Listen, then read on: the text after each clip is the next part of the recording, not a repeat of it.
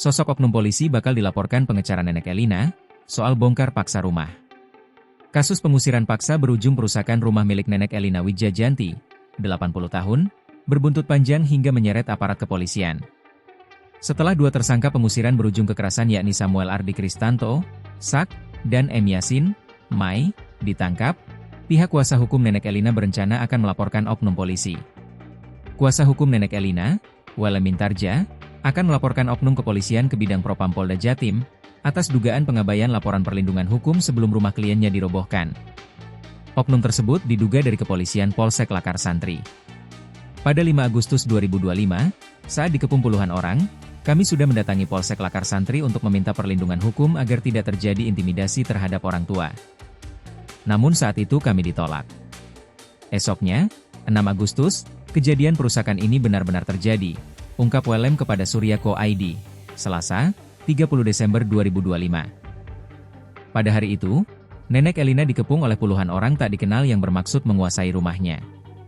Lantaran tak ingin terjadi keributan, nenek Elina dan keluarganya meminta bantuan dengan mendatangi Mapolsek Lakar Santri untuk meminta perlindungan.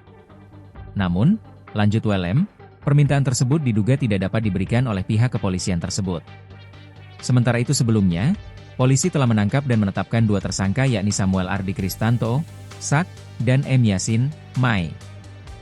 Samuel ditangkap pada Senin, 29 Desember 2025, siang, disusul penangkapan M. Yasin pada sore harinya. Direktur Ditreskrimum Polda Jatim, Kombes Pol Widi Atmoko, menjelaskan kedua tersangka dikenakan pasal 170 KUHP terkait tindak kekerasan dan pengeroyokan secara bersama-sama terhadap orang maupun barang.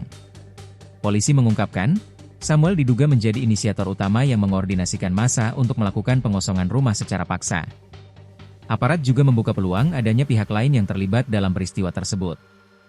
Diketahui, rumah nenek Elina yang berlokasi di Duku Kuukan nomor 27 RT 005, RW 006, Kelurahan Lontar, Kecamatan Sambikerep, Kota Surabaya, diduga dibongkar paksa pada 6 Agustus 2025.